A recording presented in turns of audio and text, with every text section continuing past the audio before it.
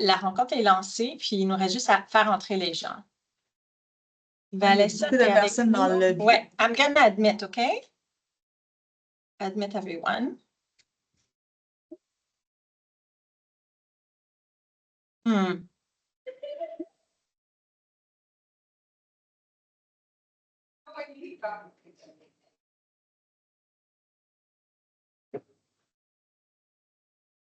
Alors, bonjour tout le monde, il est midi.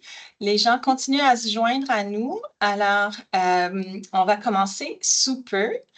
Une petite question de logistique. Pascal, on est bon pour l'enregistrement? Oui. Super, merci. Hmm. Alors, nous avions désactivé le son, mais je vois que c'est toujours actif. Donc, on va commencer. Évidemment, on vous invite à allumer vos caméras si vous avez envie. On comprend que des gens sont en train de manger.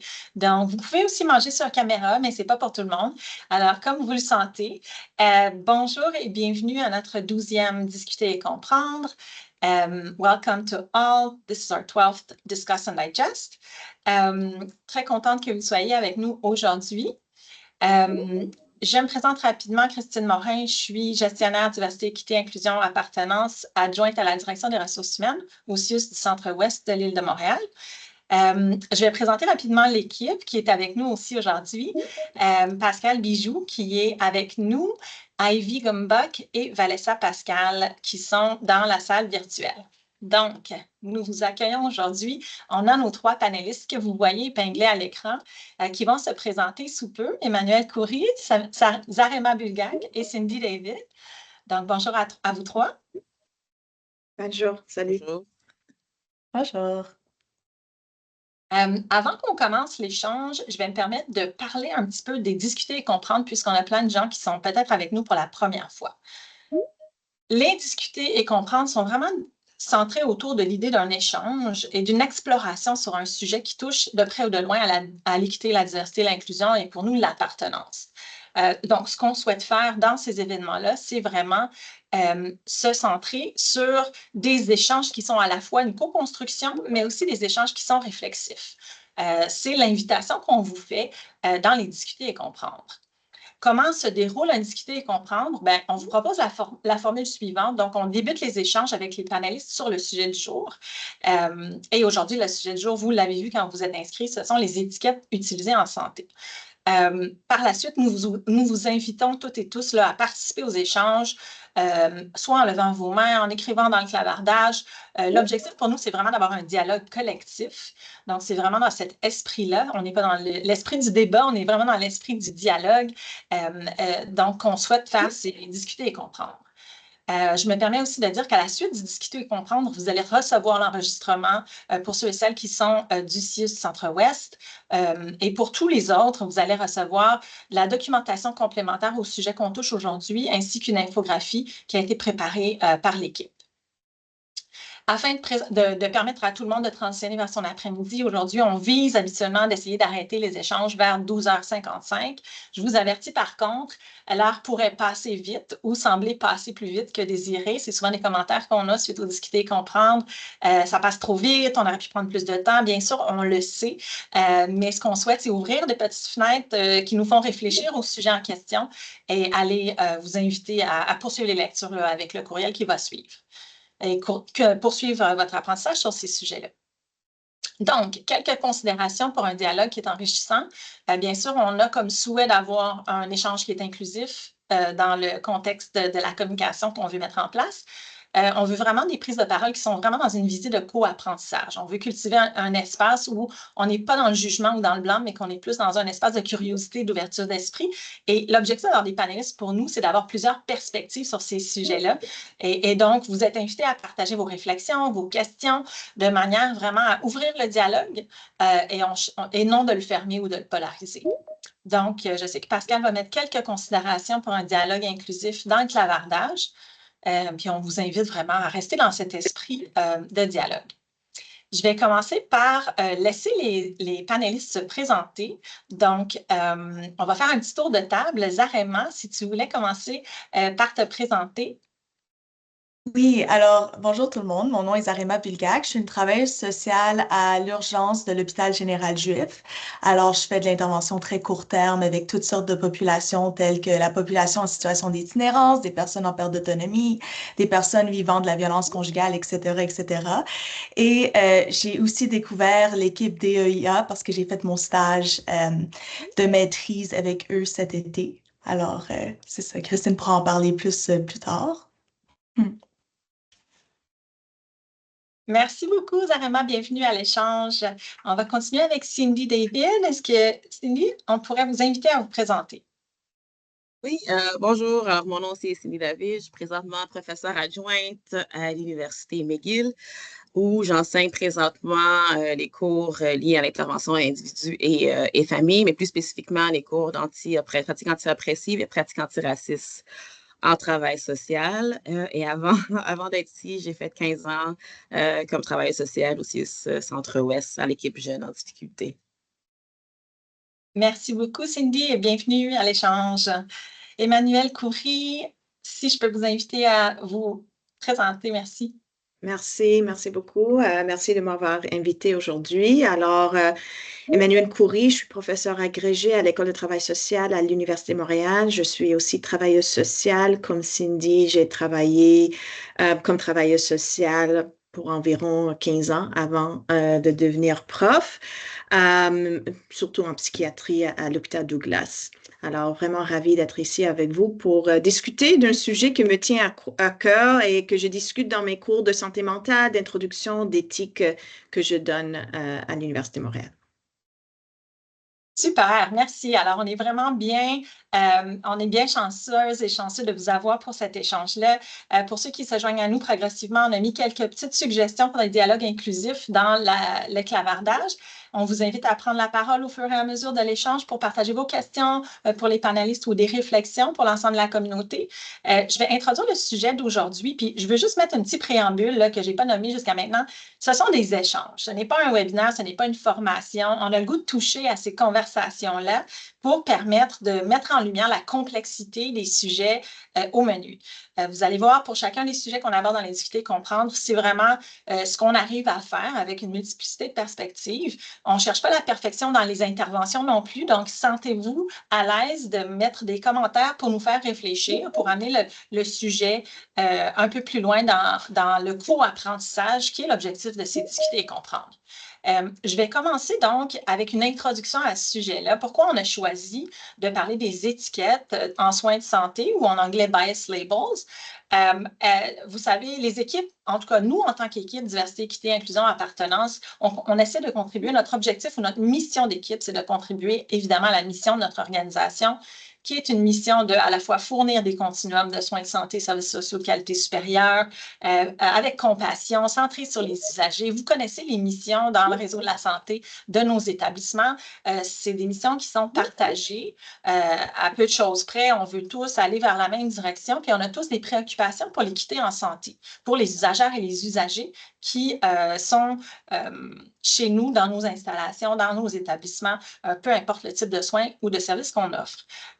Donc, dans un discuter et comprendre antérieur, on avait parlé de l'équité en santé, puis aujourd'hui, on avait le goût de revenir parce qu'on sait que c'est une préoccupation pour l'ensemble du réseau, puis on avait le goût de revenir sur ce sujet-là avec un angle différent. Et c'est grâce à Zarema que ce sujet a pris son envol pour le discuter et comprendre d'aujourd'hui, puisqu'elle a préparé la rencontre d'aujourd'hui en co-construction là, cet été pendant son stage de maîtrise. Alors, merci pour ça, Zarema. Et, et donc, je voulais juste lui donner le crédit pour le sujet de discuter et comprendre et certaines recherches qui ont été faites derrière ça.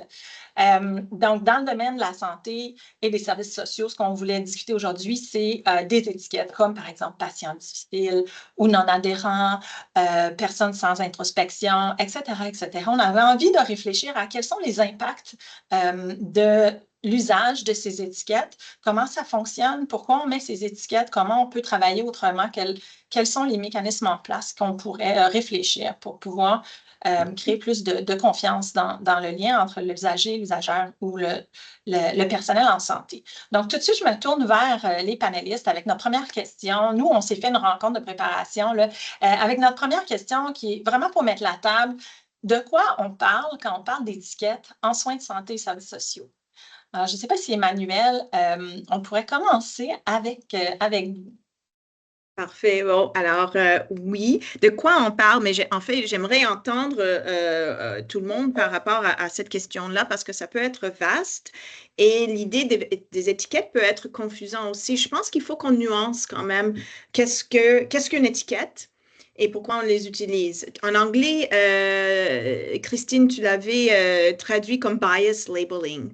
Et je pense que c'est peut-être c'est plus aidant de savoir comment une étiquette pourrait être une force potentiellement négative quand on ajoute le mot bias labeling.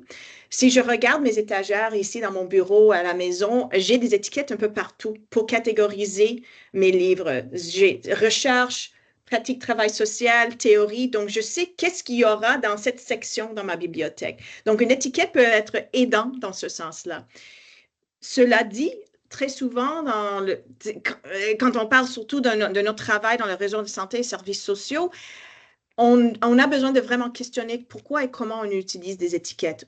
Bien que ça pourrait nous donner parfois un langage commun, surtout entre intervenants de différentes disciplines, ça peut aussi être, et dans la littérature, c'est démontré que l'étiquetage est un premier pas dans un processus de stigmatisation et d'exclusion. Et c'est donc dans ce sens-là qu'on doit vraiment réfléchir sur le pourquoi et comment on utilise certaines étiquettes et est-ce que ça répond à vraiment des besoins cliniques de notre part aussi, et des besoins relationnels et de care de la part de la personne concernée. Donc, peut-être je terminerai simplement en disant que les mots ne sont pas neutres. Donc, les mots qu'on choisit d'utiliser, il y a un poids, une lourdeur derrière ces mots-là. Et pour moi, quand je parle des étiquettes puis l'utilisation des étiquettes, c'est vraiment une question de prise de conscience hein, des mots qu'on choisit d'utiliser. Donc, peut-être je vais arrêter là puis pour vous écouter aussi. Merci beaucoup pour cette introduction mise en contexte, Emmanuel. Cindy, j'aurais envie de me tourner vers vous là, pour qu'on continue cette cartographie de qu'est-ce que c'est, de quoi on parle quand on parle d'étiquette. Je trouve que la façon qu'Emmanuel a amené le sujet était vraiment pertinent. Et qu'est-ce qu'on doit considérer, en fait, dans les étiquettes et la langue, la culture d'une personne fait en sorte que aussi les mots vont être différents et de comprendre que où est-ce qu'on est présentement, les étiquettes ou les conceptualisations des choses qu'on voit tous les jours ou qu'on comprend dans notre système et dans notre milieu à nous est vraiment lié à ce système et à ce milieu dans ce contexte socio-historique où est-ce qu'on est présentement. Donc, quelqu'un d'autre qui vient d'ailleurs au Canada, qui vient d'ailleurs en Amérique du Nord, qui vient d'ailleurs dans le monde, n'aura pas ni les mêmes étiquettes, ni les mêmes mots pour faire référence à certaines choses. Donc, ces étiquettes-là vont aussi changer selon où est-ce qu'on est et comment on adapte ces étiquettes-là ou les termes qu'on va utiliser vont changer selon la personne avec qui on est. On doit aussi prendre conscience de ces différents bassins, en fait, de connaissances aussi. Oui, merci d'amener cet éclairage-là. C'est comme si ça nous fait déjà tout de suite réfléchir d'entrée de jeu à la question de la décentration. Merci pour cet apport-là, Cindy. Zarema, j'avais envie de terminer cette première question pour voir si tu as envie d'ajouter quelque chose. Oui, ça fait un peu pour bâtir justement qu'est-ce qu'on disait avant, ça fait que oui, les étiquettes peuvent être très aidantes, puis ça peut classifier certaines affaires. Ça fait que, mais encore une fois, dans le terme de, ça peut être stigmatisant, des fois, dépendamment de comment on l'utilise. Ça fait que dans des équipes médicaux, on peut parler de justement patients non adhérents aux soins, non-compliant patient, like patient is non-compliant with their follow-ups, etc., etc. Ou des fois, quand on parle entre équipes puis on veut ventiler un peu, ah, ce patient est tellement difficile, etc., etc. Ça fait que des fois, il y a ce genre de vocabulaire qu'on peut utiliser dans des équipes médicales, mais après, on creuse pas plus loin de pourquoi est-ce que la personne est non adhérente aux soins, pourquoi est-ce que la personne n'est pas capable peut-être d'être adhérente au traitement. Est-ce que c'est une personne en situation d'itinérance qui n'a pas été capable de se présenter à son rendez-vous parce qu'il n'a pas reçu l'information, etc., etc. Ça fait comment est-ce que dans notre équipe médicale, oui, on utilise justement ces étiquettes, mais pourquoi on utilise ces étiquettes envers certaines personnes plus que d'autres? Est-ce qu'il y a une raison d'un problème systémique derrière? Est-ce qu'il y a un aspect de préjugé derrière ça, etc., etc.? Ça fait que oui, les étiquettes peuvent être aidantes dans certains contextes, mais il faut aussi questionner pourquoi on les utilise avec tel type de patient ou dans tel contexte, etc. Oui, merci d'amener tous ces sujets-là sur la table parce que c'est des choses dont on a envie de discuter aujourd'hui. Ça nous amène vraiment à cette question-là du pourquoi, parce que en quoi c'est utile ou quelle fonction servent ces étiquettes dont on vient de parler si j'utilise l'étiquette patiente ou usagère difficile ou usager difficile. Quelle est la motivation ou quel rôle va jouer cet étiquetage-là? On avait eu envie de parler de ça aussi parce que il y a plusieurs avenues possibles là, dans pourquoi on a recours à ces étiquettes. Je ne sais pas qui aurait envie de commencer à parler de ça. On sait que les catégories, puis vous en avez bien parlé, là, la catégorisation a son utilité dans certains cas de figure. Là, on voulait particulièrement parler des étiquettes comme patient difficile, qui manque d'introspection. En quoi c'est utile dans la relation à l'autre? En quoi c'est utile particulièrement dans notre relation de soins, qu'on soit en soins de santé, qu'on soit en soins en service social? Je serais curieuse de creuser un petit peu cette question du recours à ces étiquettes. Cindy? Non? C'est excellent.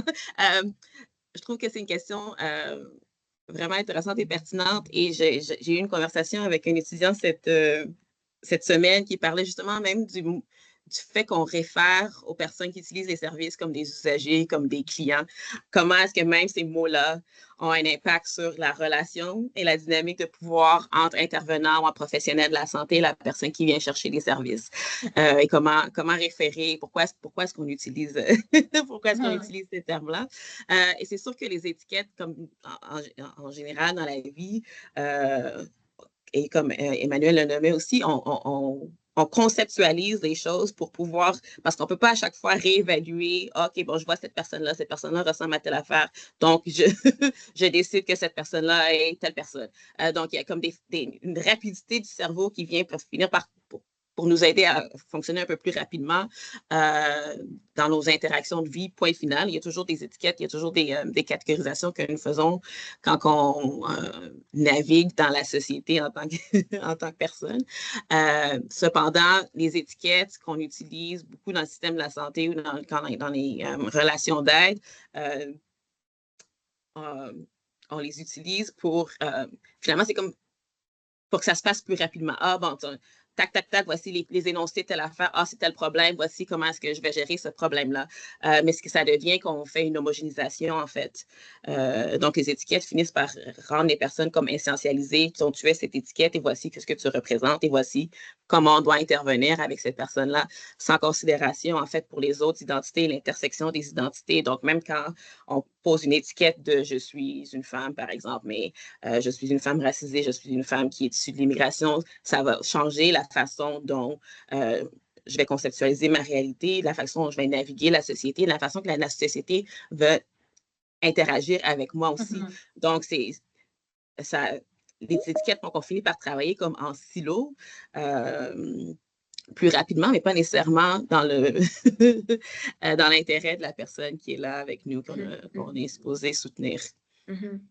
Et peut-être je vais abonder, si je peux, Christine, dans le même sens que Cindy avec ce dernier point, parce que la question était qu'est-ce qui pourrait être l'utilité de ces étiquettes ou quelque chose comme ça. Et je me demande si la question n'est pas c'est utile pour qui? Parce que ce n'est pas nécessairement utile pour la personne concernée. Et on doit se demander comme intervenant, mais pourquoi est-ce que c'est utile pour moi? Dans quelle manière est-ce que c'est aidant ou approprié même de parler d'une personne difficile ou une patient non adhérent? Donc, je pense que vraiment, je reviens à la question de prendre conscience de ces mots et pourquoi on les utilise. Je soupçonne que ce n'est pas nécessairement utile pour la personne concernée. Et si c'est utile pour nous, ben pourquoi?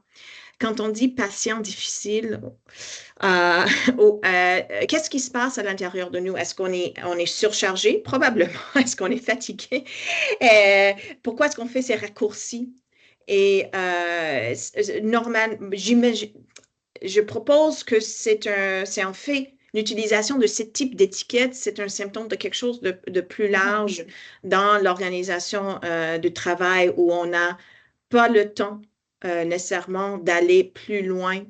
Et le risque est qu'on oublie la personne derrière cette patient difficile. La personne est où et le pourquoi de peut-être pourquoi il s'est pas présenté ou il veut pas prendre un certain médicament ou il n'a pas de confiance directement dans un système de santé. Il y a tout un contexte, une historique derrière ça.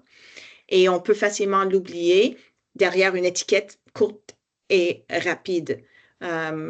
Donc, je pense que ça parle aussi d'une question structurelle, d'avoir la capacité de prendre le temps de réfléchir sur pourquoi on fait recours à ce type d'étiquette. Voilà, donc... ouais.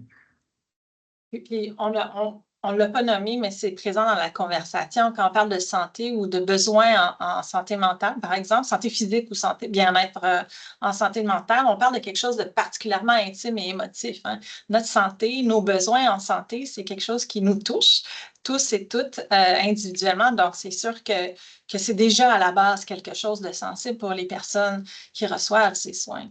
Zarima, est-ce que tu avais envie d'ajouter quelque chose sur le pourquoi? Je sais que tu as fait beaucoup de recherches dans ton travail ici.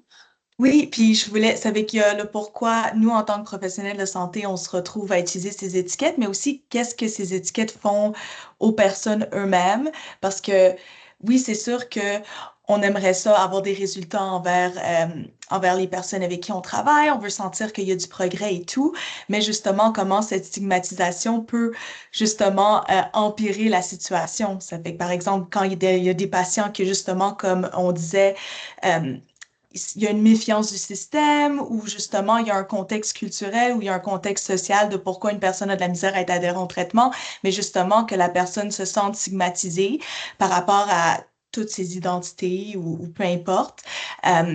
Ça a aussi un impact sur le fait que le patient ou la patiente n'est pas capable nécessairement de 100% comme faire confiance aux professionnels de santé, 100% comme retenir l'information et les recommandations du médecin parce que la personne est très préoccupée par justement le fait qu'elle se fait stigmatiser, elle veut pas vivre des microagressions, elle veut pas se faire discriminer, etc., etc.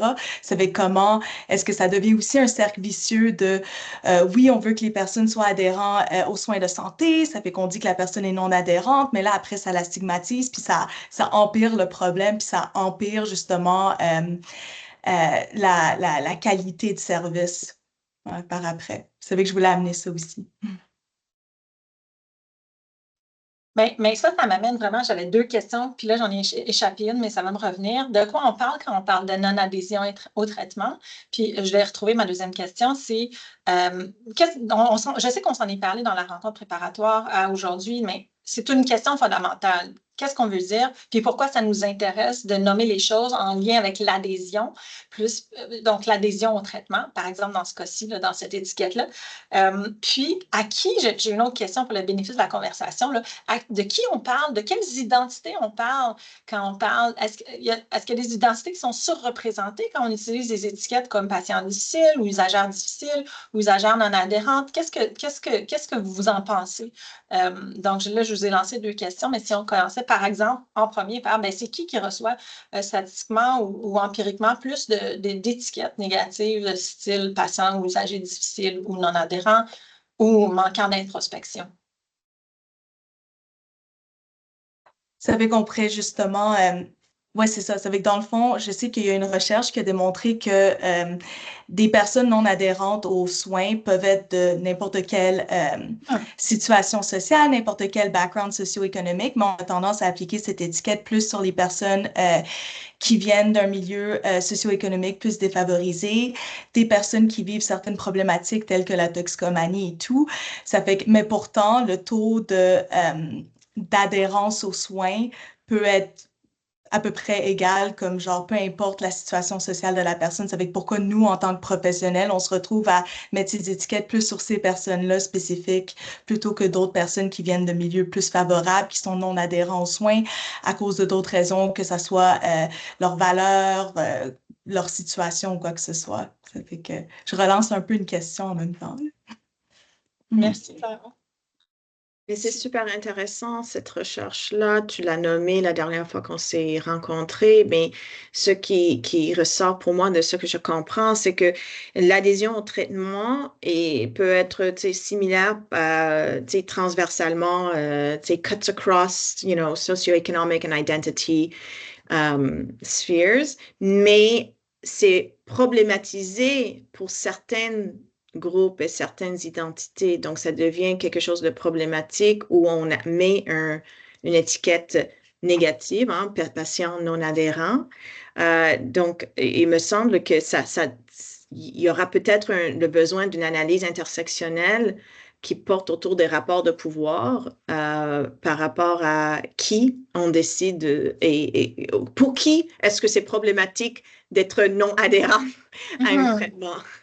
Et pourquoi est-ce que c'est certains groupes et certaines identités qui semblent, pour qui on a un problème s'ils ne sont pas adhérents?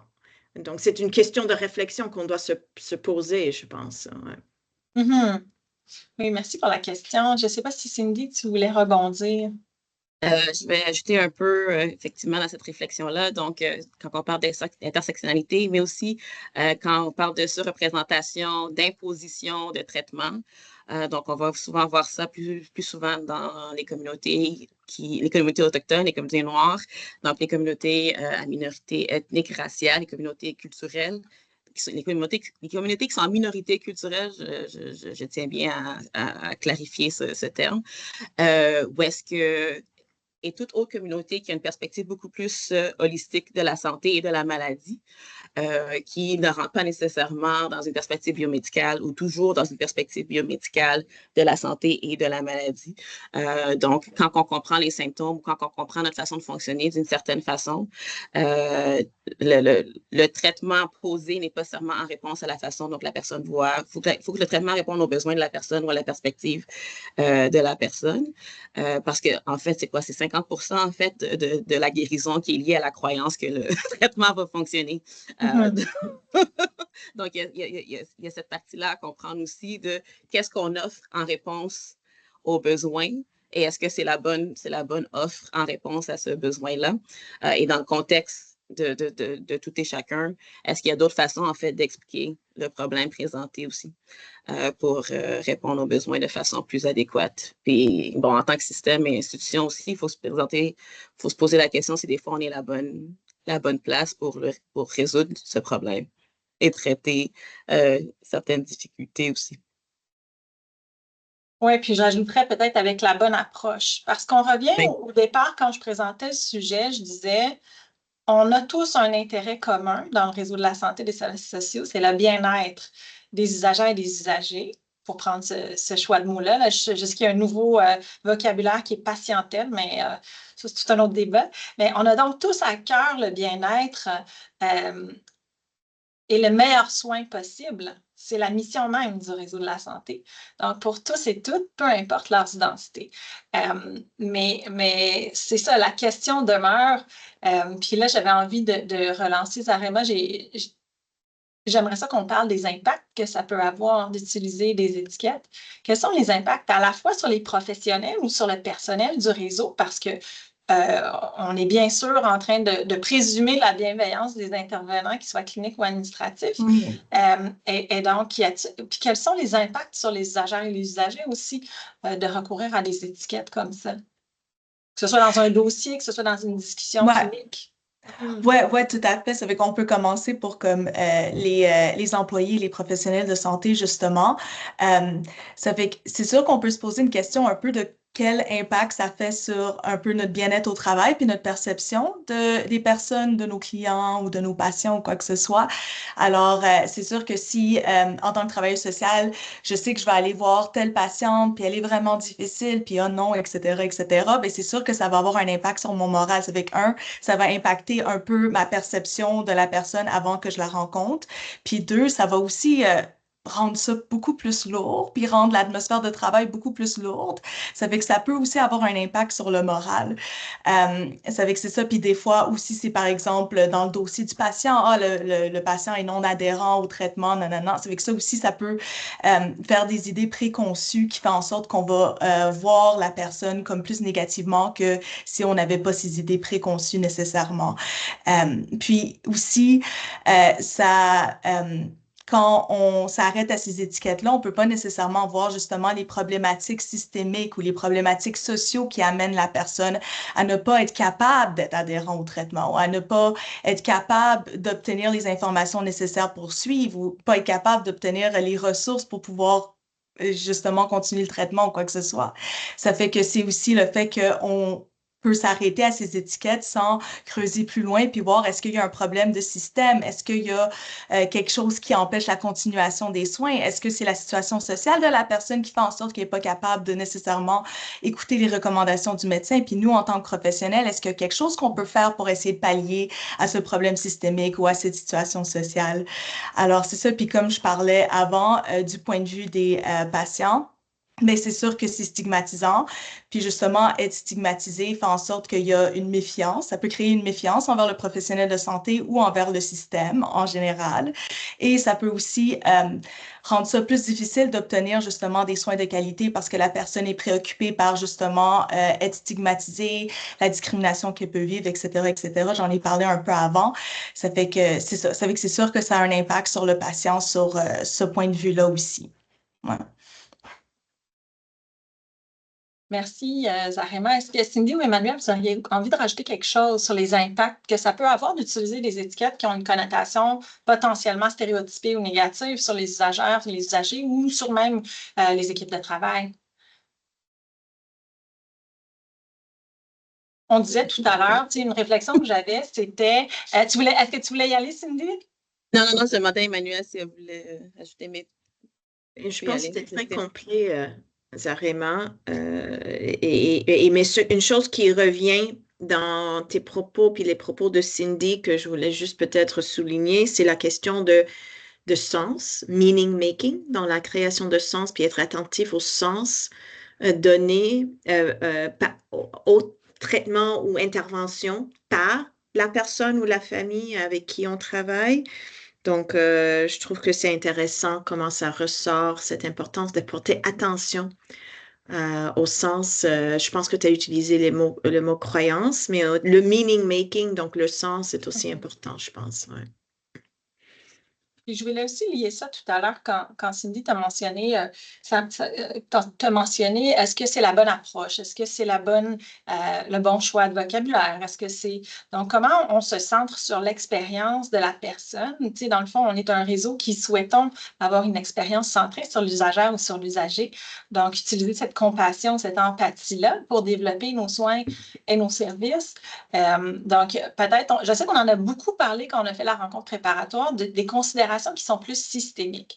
Donc, en se disant, mais il y a beaucoup d'impact de la façon dont les soins sont organisés ou sont réfléchis qui peut-être manquent de cette décentration-là. On prenait l'exemple avec Zarema, on n'en a pas parlé aujourd'hui, mais je vais l'aborder, de la question d'une personne qui est en situation d'itinérance, qui n'a pas nécessairement de téléphone, qui n'a pas de lieu où elle peut être rejointe facilement, pour laquelle ça peut être plus difficile de s'orienter en fonction du calendrier ou d'un horaire qui serait plus normatif là, pour le réseau de la santé. Être là mercredi le 23 novembre, là, je dis ça, c'est une date fictive, là, mais être à 8 heures du matin à tel point de service, peut-être que la façon dont le système fonctionne pour certains types de soins n'est pas toujours centré sur la variété des usagers et des usagères ou la variété des besoins qui sont présents.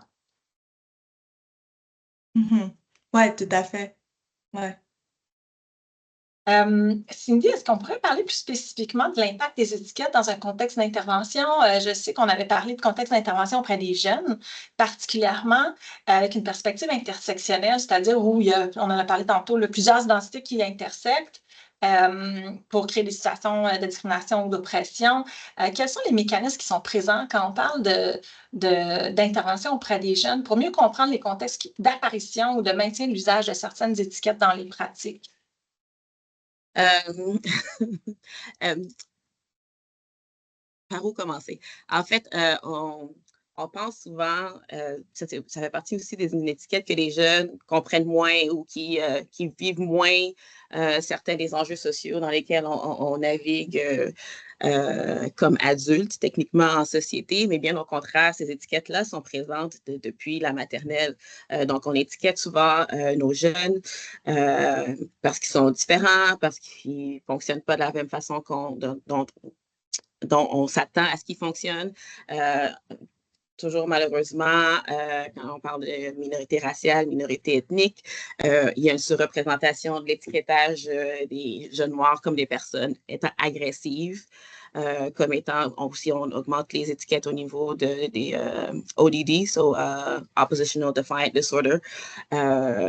Plus jeunes, donc il y a ces étiquettes-là qui sont apposées plus jeunes et qui ont finalement un impact aussi sur la trajectoire de vie, la trajectoire éducative, parce que quand ces étiquettes-là, quand elles sont posées, il y a une façon qu'on choisit d'intervenir en lien avec ces étiquettes-là, avec ces communautés-là, qui individualisent en fait un problème et on voit que certaines étiquettes vont avoir un impact sur la façon qu'on veut investir nos jeunes et la croyance que nos jeunes sont capables de faire plus. Donc, sur quelles sont les possibilités académiques par après, dans quoi est-ce qu'on veut investir avec nos jeunes quand on leur porte, quand on leur met ce genre d'étiquette-là et l'impact que ça a sur leur futur par la suite.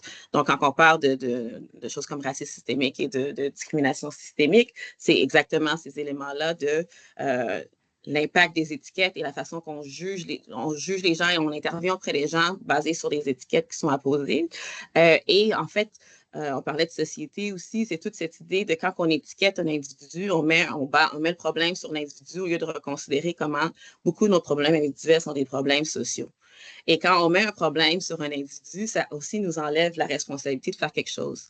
Donc, si toi, you're non-compliant, si toi, tu t'opposes, si toi, tu ne fais pas ce que j'aimerais que tu fasses, c'est pas que moi, j'ai fait quelque chose de mal, mais c'est toi qui porte cette responsabilité de, finalement, de ne pas respecter ce que je suis en train de faire. Et donc, quel impact que ça peut avoir aussi plus tard sur ces jeunes-là, en fait. Et il ne faut pas sous-estimer les médias dans l'apport des étiquettes, dans les images qui sont posées. Le discours qui navigue présentement dans les médias est un discours qui va aussi apporter des étiquettes sur certaines personnes. Quand on pense à si on dit mot immigrant, c'est quoi un immigrant? De réfléchir à ça. Mais techniquement, un expat, un snowbird et un immigrant, c'est toute la même chose. Mais on n'impose pas le même concept sur ces différentes étiquettes et sur différents mots. Et il y a des mots qui vont avoir une connotation plus négative qu'une autre, mais c'est toutes des migrations. Mais il y en a qui sont vues de façon plus positive. On va intervenir différemment selon l'étiquette qu'on va mettre. Donc, c'est sûr que ça influence nos jeunes, comme je dis, alors qu'on sait que si on parle des gens qui sont issus de l'immigration, même les gens qui sont nés ici, on continue à faire des différences sur la couleur de peau, même si je suis née à Sainte-Justine ou que je sois née dans un autre pays, et on va traiter et on va intervenir basé sur l'identité perçue et non pas nécessairement sur l'identité vécue de la personne.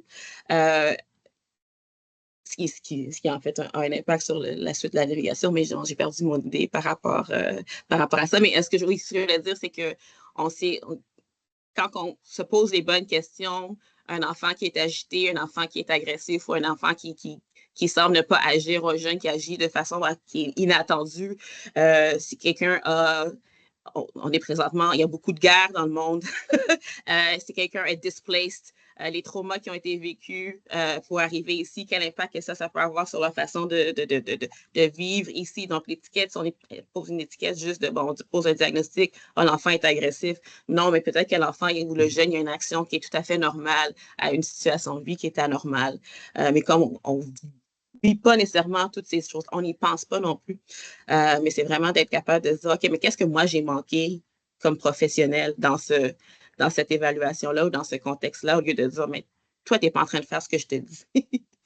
Ou tu n'es pas en train de faire ce que tu devrais faire. C'est long, je m'excuse. Non, je pense qu'il y a plein de choses qui sont soulevées là-dedans. Je ne sais pas si Zarema et Emmanuel, vous avez envie de rebondir, mais j'inviterais aussi les gens, si vous avez des réflexions, on aimerait ça vous entendre. Je pense que l'idée, c'est d'avoir une réflexion sur cet usage-là des étiquettes dans nos soins, dans nos rencontres, dans nos rencontres de l'autre, là, évidemment. Puis peut-être des pistes de réflexion ou vers l'avant. Zarema, tu voulais... Oui, c'est ça. Je sais qu'il y a une question de Jessica Buteau. Jessica, est-ce que vous préférez le dire à voix haute ou vous voulez qu'on le lise comme... OK, on peut le lire. Ça veut que dans le fond, Jessica pensait, puis justement, il y a 2 personnes qui ont réagi à sa question. Quelles sont les pistes de solutions et stratégies pour favoriser une approche inclusive pour éliminer les étiquettes sur les patients? Puis je pense que c'est vraiment une bonne question. Je ne sais pas si quelqu'un d'autre veut répondre à la question. Moi, j'ai une petite réponse. T'as dit que tu as une réponse, Zarema? Ouais, j'ai juste une petite réponse. Mais dans le Mais fond, vas-y, je pourrais enchérir après. parfait. Parfait. Ouais, c'est avec, dans le fond, mon approche à moi, c'est plutôt de voir comment est-ce que je communique les affaires avec mon équipe, comment est-ce que j'écris les notes au dossier et tout. Ça fait que c'est sûr que, surtout à l'urgence, il faut qu'on soit assez rapide, puis il faut qu'on soit fast-paced et tout.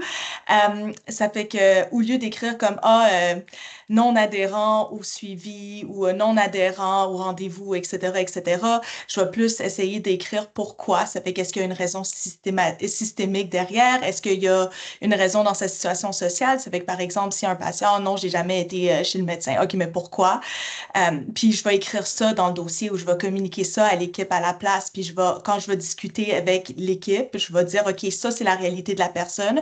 Considérant cette réalité, qu'est-ce qu'on peut faire? Plutôt que de penser que le traitement qu'on donne à tout le monde va fonctionner dans ce contexte-ci. Ça fait que c'est vraiment de communiquer avec l'équipe entière de, OK, c'est quoi le contexte de la personne? C'est quoi la situation? C'est quoi les problèmes systémiques qu'on va pas régler aujourd'hui, mais on pourrait essayer de les régler plus tard. Mais considérant ces obstacles-là ou considérant ces situations-là, qu'est-ce qu'on peut faire un peu? Au lieu de juste mettre, comme Cindy a dit, mettre la responsabilité sur la personne parce que le traitement ne fonctionne pas.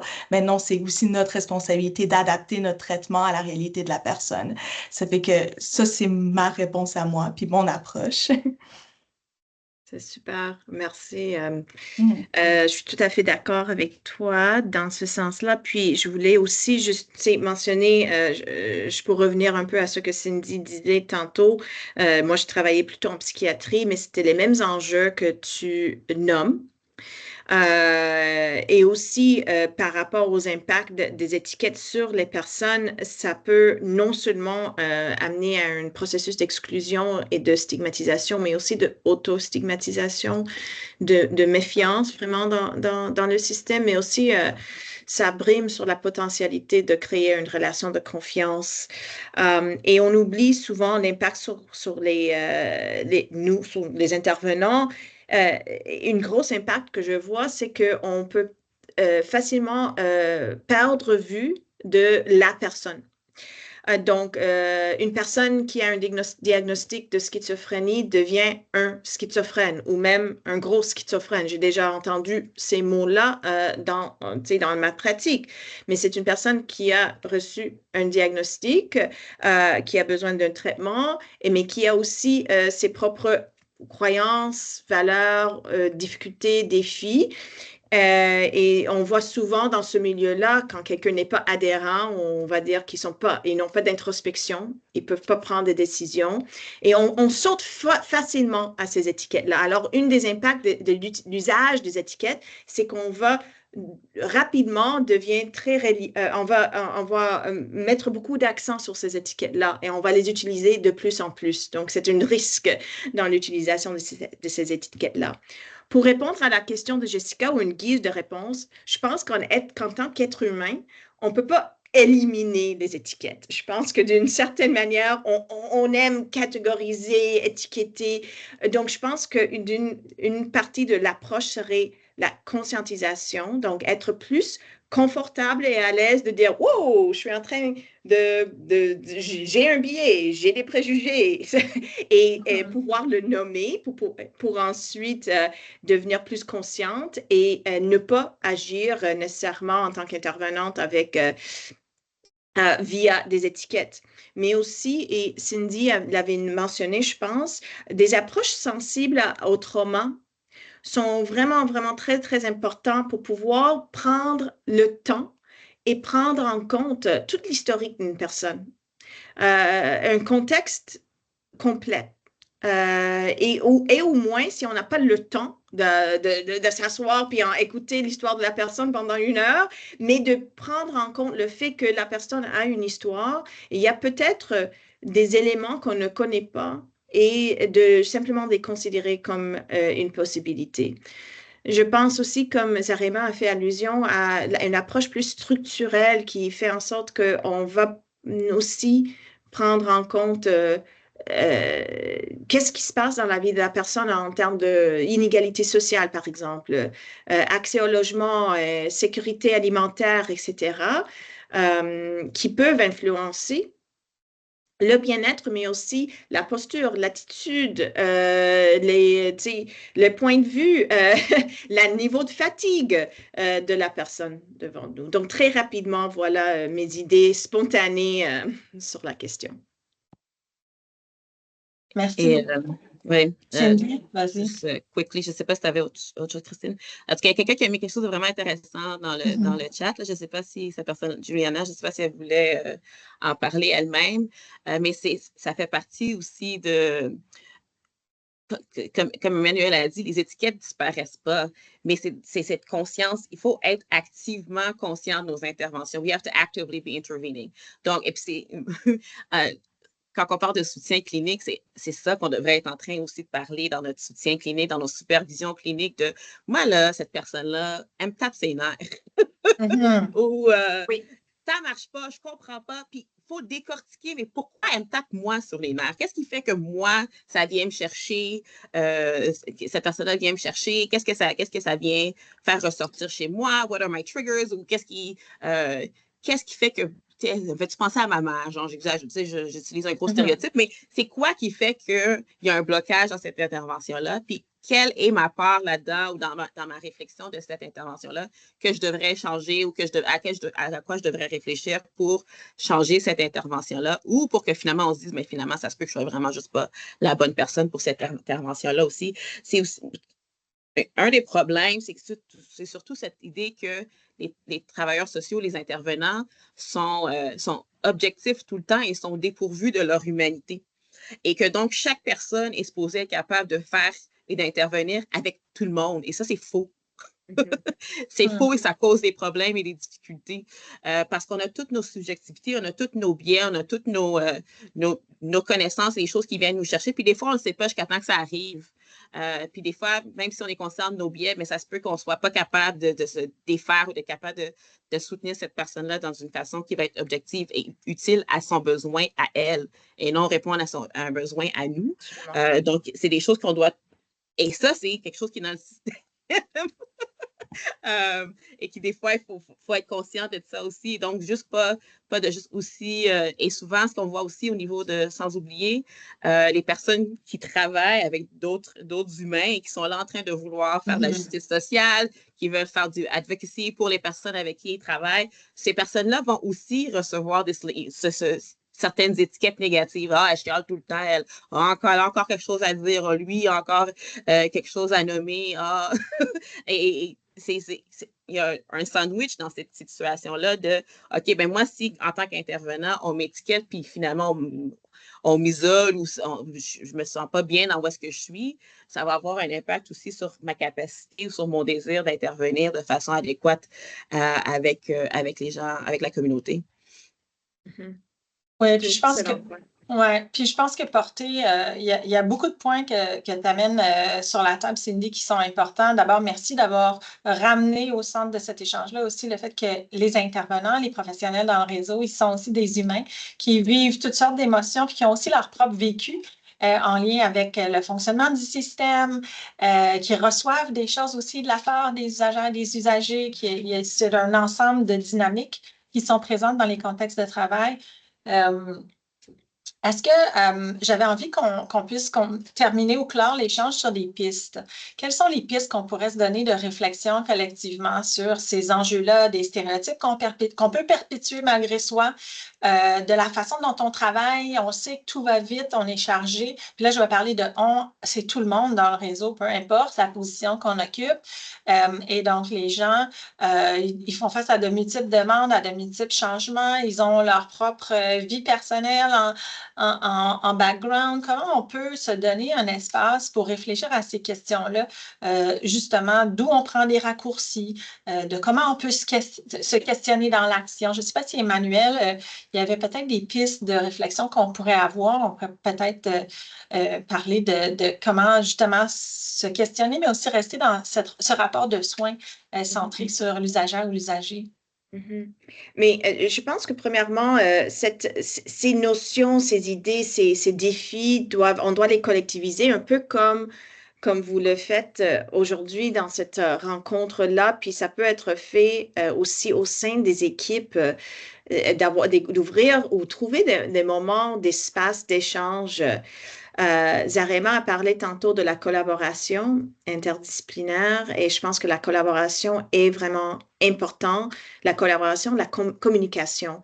Donc, si on n'en parle pas, c'est clair qu'on ne va pas trouver des moyens pour agir autrement.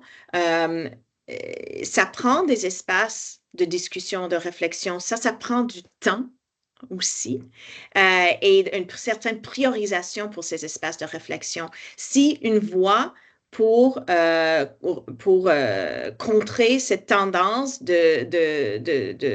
d'étiquetage négatif et la conscientisation de soi et la collaboration et la prise en compte de la vie d'une personne, bon, ça structurellement, ça prend un peu plus, ça prend un certain montant de temps et d'espace dédié à pouvoir travailler ça avec nos collègues, entre nous.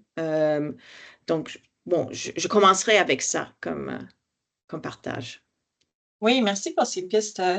Là, on m'indique que les commentaires sont dans le Q&A. Je vais juste prendre une petite seconde pour dire que je n'y ai pas accès. Donc, n'hésitez pas si vous voulez rajouter. Je sais qu'on est plusieurs puis qu'il y a des gens qui ont accès à lire les questions, les commentaires, mais si vous voulez aussi prendre la parole, n'hésitez pas à lever la main. Là. On essaie de réfléchir tous ensemble aux pistes pour aller vers l'avant. Je me tourne vers Zarema et Cindy.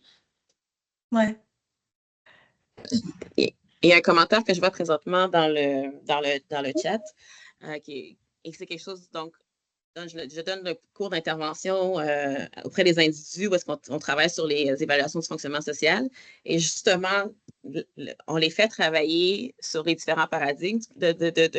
Donc, quand tu écris ton évaluation, il faut que tu considères l'individu, il faut que tu considères la société, il faut que tu considères le système dans lequel la personne navigue. Et si cette personne-là doit lire ton évaluation, est-ce que tu te sens à l'aise qu'elle la lise? Et si tu ne te sens pas à l'aise, il faut que tu ailles revoir qu'est-ce que tu as écrit, pourquoi est-ce que tu ne te sens pas à l'aise. Donc, il faut revoir les mots qu'on utilise, même parce que quand on appose une étiquette, généralement, on a évalué quelque chose qui fait qu'on a posé cette étiquette-là. Alors, au lieu d'utiliser l'étiquette, il faut expliquer, d'après ce que moi j'ai vu, voici l'état de la situation selon moi, sans nécessairement poser une étiquette, effectivement, ce qui permet aussi d'expliquer qu'est-ce que nous, on comprend, qu'est-ce que la personne, et ça permet aussi de naviguer plus facilement qu'est-ce que la personne comprend. Parce que justement, ce que nous, on comprend sur une étiquette, ce que la personne va comprendre selon cette étiquette-là, et ne pas oublier que techniquement, cette évaluation-là est faite pour répondre aux besoins de cette personne-là.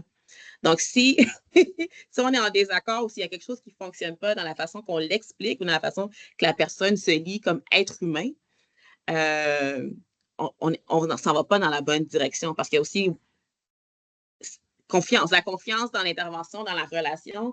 Et plus quelqu'un te fait confiance, plus la relation est bonne pour la personne, plus il y a des choses qui vont avancer. Je ne sais pas pour vous, mais moi, souvent, là, je sens que je n'ai rien fait, puis la personne n'arrête pas de me dire merci, mais c'est parce que la relation est bonne. Et donc, ça va amener beaucoup plus et aider à avancer beaucoup plus que plein d'autres choses. Et quand on se revoit, nous, comme personnes, comment est-ce que nous, on rentre en relation avec d'autres personnes? C'est pas vrai que moi, je ne m'assois pas chez quelqu'un la première journée que j'ai jamais vu de ma vie, puis j'y raconte ma vie, puis let's go. Ah oui, tu veux que je fasse X, Y, Z? Ben, je vais t'écouter. Mais pourquoi?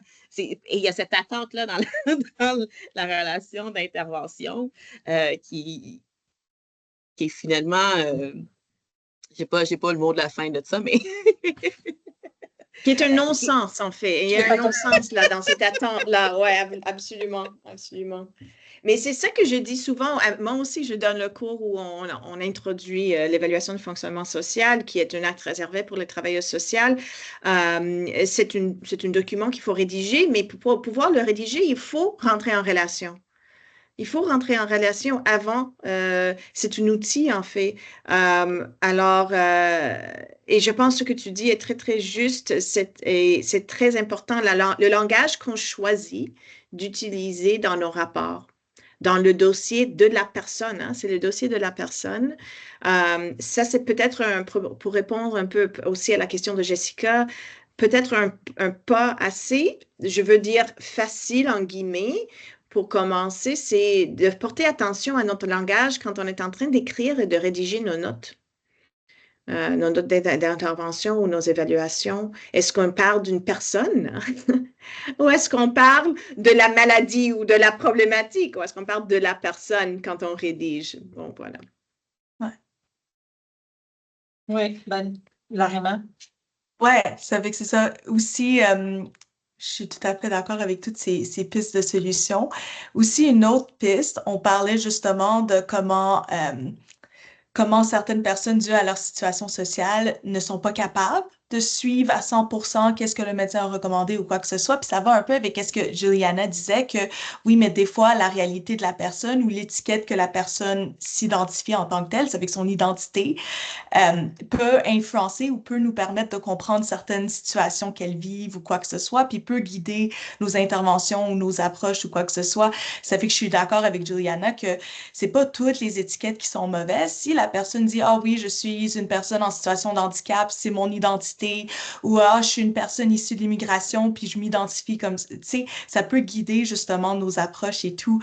Ça fait que justement, puis au contraire, je pense que ça pourrait nous aider justement en termes de quand on veut mettre des étiquettes comme non adhérents ou on a des préjugés ou quoi que ce soit, mais non, avoir justement se centrer sur l'identité de la personne, puis pouvoir construire justement nos interventions basées sur l'identité puis la réalité de cette personne-là pourrait aussi aider à justement un échange qui est plus proactif puis moins basé sur des étiquettes néfastes. Alors, je voulais apporter ça aussi.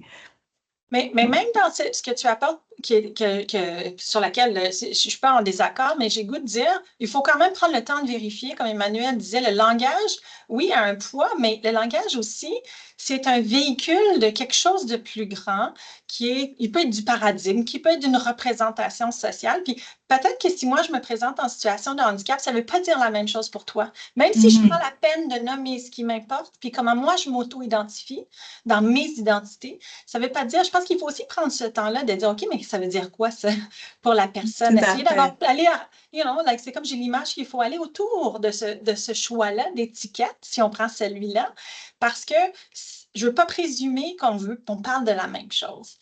Puis que moi, je comprends ce qui est dit parce qu'il y a une étiquette qui a un certain contenu associé. Tout à fait explorer, comme pour la personne, c'est quoi que ça représente cette identité-là, comment ça l'impacte, comment elle le perçoit elle-même. Ouais, tout à fait. Ça fait que se centrer sur la personne avec qui on travaille, dans le fond. Ouais. Puis on avait un panéliste au mois de septembre qui disait, ben, c'était un de nos partenaires autochtones qui disait, ben moi, ça me prend 15 minutes. Dans notre communauté, ça nous prend 15 minutes pour se dire bonjour. On arrive dans un milieu de soins. On a 15 minutes au total dans la planification des soins de notre entrée à la sortie. Comment on va se rencontrer dans l'échange? Alors, ça aussi, c'est des bonnes questions. Si on veut prendre ce temps-là dont on parle pour comprendre, écouter, bien là, il y a des contextes de soins qui sont certainement plus aigus et qui sont certainement différents les uns des autres. Là, quand on parle d'un suivi en psychosocial ou d'un soin à l'urgence, on n'est pas dans le même contexte pour un échange, mais c'est quand même des bonnes questions. La question du temps. Parce que Cindy, je crois que c'est Cindy ou Emmanuel qui nommait, bien, souvent on veut aller vite, on doit aller vite, on a plein de choses en tête. Puis là, oups, notre cerveau est fait de cette façon-là. On va chercher une catégorisation qui nous est utile à plein de fois dans notre travail. Donc, il y a comme une utilité, sinon on ne recourrait pas à cette solution-là de l'étiquette ou de la catégorie. Mais après ça, quels sont les impacts? Puis est-ce qu'elles sont toutes utiles? Est-ce qu'elles sont toutes porteuses d'une solution positive? Ça, c'est une autre question. On n'aura pas solutionné la question des étiquettes, mais certainement, c'est le fun de pouvoir en parler tout le monde ensemble. Je remercie infiniment les panélistes, Emmanuel, Zarema, Cindy. C'était vraiment un plaisir de vous avoir dans l'échange. Merci à tout le monde qui sont venus aujourd'hui. Je vois qu'il y a une main levée, puis ceux qui veulent partir, partez sans problème. Si Geneviève, vous avez envie de pour ceux et celles, j'étais juste quand même curieuse de prendre le commentaire de Geneviève, si jamais vous avez le temps. Sinon, un grand merci. Il y a un courriel qui va suivre. On va vous demander évidemment de la rétroaction. On va vous partager des documents. Geneviève? Et je vois aussi la main de Marilyn. Alors, peut-être, Marilyn, je ne sais plus si Geneviève est encore avec nous. Marilyn, je vois que votre main est levée. Oh, je pense qu'il faut qu'on... Voilà, le micro devrait être activé. Bon, merci pour pour la conversation super importante. Je voulais juste souligner un petit plug pour l'atelier qu'on donne, moi et une collègue. C'est surtout visé pour les ergothérapeutes. Je ne sais pas s'il y a des ergots dans le groupe, mais ouais, c'est une conversation qu'on est vraiment passionnante. We're very passionate about. Puis c'est ça. Je suis tellement contente que vous pouvez en discuter dans ce groupe. Donc, je vais juste faire un petit plug pour les ateliers à venir. Là.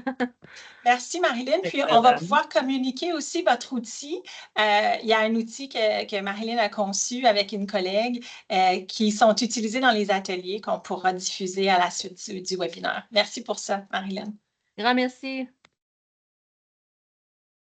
Je crois que j'avais vu une autre main levée. Alors, on va laisser la chance si jamais vous êtes en hésitation. Mais sinon, tout le monde, passez un bel après-midi.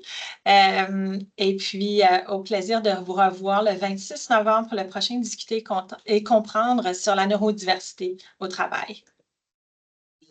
Donc, si Cindy, Emmanuel, Zarema, vous avez quelques minutes pour rester. Parfait. Merci beaucoup. Pascal, est-ce que tu veux arrêter tout de suite l'enregistrement? Je te vois pas. Ah, tu es là.